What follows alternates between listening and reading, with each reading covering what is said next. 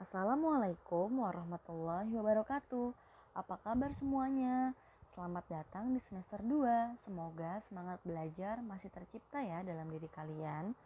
Hari ini kita akan belajar mata pelajaran IPA kelas 8, yaitu tentang tekanan pada suatu zat. Sebelum kita belajar, jangan lupa berdoa terlebih dahulu ya.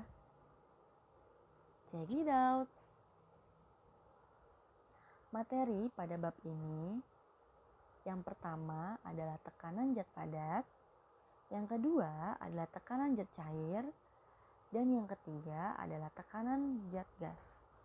Untuk hari ini yang akan Ibu bahas yaitu tentang tekanan suatu zat padat. Diperhatikan baik-baik ya. Coba lihat gambar di samping. Ada seseorang sedang memaku sebuah papan. Tahukah kamu apa yang dapat menyebabkan paku dapat menembus sebuah papan? Ya jelas, karena pakunya dipalu Bu, sehingga paku bisa menembus papan dengan bantuan gaya. Makanya paku bisa tembus ke dalam papan. Tapi ada yang perlu kita bandingkan. Bisa kalian lihat, di sini ada dua gambar paku. Paku yang di sebelah kiri mempunyai ujung yang lancip, sedangkan paku yang di sebelah kanan mempunyai permukaan yang datar. Pertanyaannya, manakah paku yang akan cepat menembus papan? Paku yang memiliki permukaan yang lancip atau paku yang memiliki permukaan yang datar? Jadi jawabannya adalah paku yang memiliki permukaan lanciplah yang akan lebih cepat menembus papan. Kenapa alasannya? Karena ketika luas permukaan semakin kecil, maka tekanan yang dihasilkan akan semakin besar. Sebaliknya, jika luas permukaan besar, maka tekanan yang dihasilkan akan semakin kecil. Jadi, kenapa paku yang lebih lanciplah yang akan lebih cepat menembus ke dalam papan? Karena permukaannya lebih kecil dibandingkan dengan paku yang permukaannya datar. Secara matematis dapat dituliskan dengan rumus P sama dengan F dibagi A. Dengan keterangannya P yang artinya tekanan dengan satuan N per meter persegi atau Pascal dengan lambang PA. F gaya dengan satuan Newton dan A luas bidang dengan satuan meter persegi.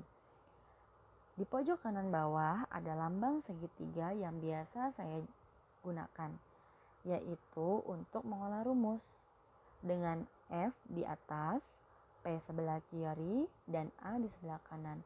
Yang artinya ketika ditanya P, maka rumusnya adalah F dibagi A, karena posisi F dengan posisi A berada di atas bawah yang artinya dibagi.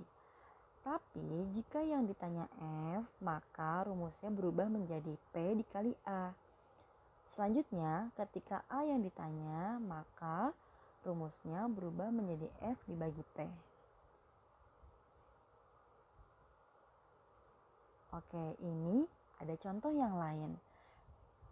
Gambar yang pertama ada sebuah sepatu heels dan sepatu sneakers. Sedangkan di gambar yang kedua ada gambar kaki ayam dan kaki bebek. Nah, ketika kamu melewati jalan berlumpur dengan mudah, sebaiknya menggunakan sepatu yang mana? Sepatu yang heels atau sneakers?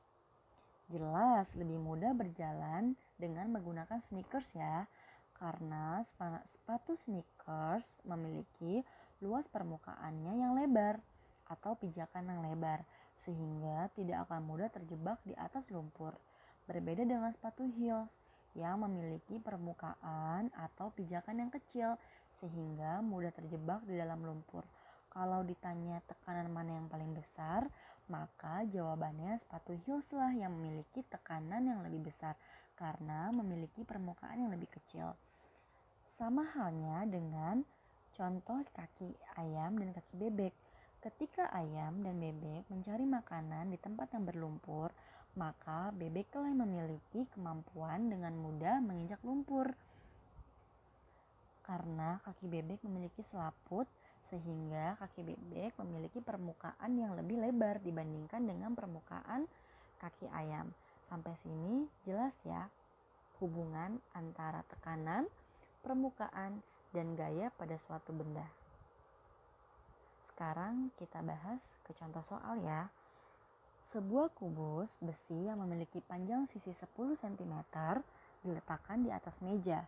Jika berat kubus itu adalah 60 Newton, maka tekanan yang dihasilkan kubus besi tersebut adalah, jangan lupa kita pakai diketahui, ditanya, dan dijawab. Diketahui W sama dengan F. Karena di sini berat kubus adalah 60 Newton, artinya W atau berat itu sama dengan gaya 60 Newton. Kemudian di sini dijelaskan bahwa sisi kubus memiliki sisi 10 cm. Ingat ya, satuannya adalah meter. Maka 10 cm harus dirubah dulu menjadi meter, yaitu 0,1 meter. Yang ditanya adalah tekanannya. Maka cara menjawabnya adalah P sama dengan F dibagi A. F adalah 60 Newton. Sedangkan A-nya, ingat ya, A itu adalah luas permukaan. Jadi, kalau suatu bendanya berbentuk kubus, maka kita harus mencari luas dari kubus tersebut. Luas permukaan. Dari cerita di atas dijelaskan bahwa bendanya adalah kubus. Itu artinya luas permukaannya adalah rumus luas kubus. Sisi dikali sisi. Jadi 0,1 dikali 0,1 sama dengan 0,01. Kalau sudah dapat luas permukaan, tinggal dimasukin deh ke dalam rumusnya. Jadi 60 Newton dibagi 0,01 meter persegi sama dengan 6000 Pascal. Kita lanjut soal yang kedua. Tentukan dan hitunglah tekanan yang dialami benda apabila dikenakan gaya 120 Newton pada bidang seluas 1,5 meter. Diketahui gayanya adalah 120 Newton dan bidang luasnya 1,5 meter. Luas permukaannya sudah ada ya, jadi tidak perlu dicari lagi. Sekarang tinggal masukkan deh ke dalam rumusnya. P sama dengan F dibagi A. 120 Newton dibagi 1,5 meter sama dengan 80 Newton per meter persegi atau Pascal. Sekarang kita masuk ke contoh yang ketiga. Benda memiliki luas alas 0,2 meter persegi. Bertekanan 100 Newton per meter persegi. Maka berapakah gaya yang bekerja pada benda tersebut? Diketahui tekanannya adalah 100 Newton, berarti P sama dengan 100 Newton per meter persegi. Kemudian luas alasnya 0,2 meter persegi. Yang ditanya di sini adalah F, berarti rumus segitiga yang di awal tadi digunakan ya. Jawabannya P sama dengan F dibagi A. Sekarang rumusnya dirubah. Karena F yang ditanya, maka F sama dengan P dikali A. 100 Newton per meter persegi dikali 0,2 meter persegi sama dengan 20 Newton. Sampai sini paham ya? Jangan lupa dicatat penjelasan dari saya dan ditulis contoh soalnya. Selamat belajar anak-anakku semua. Terima kasih sudah mendengarkan materi hari ini.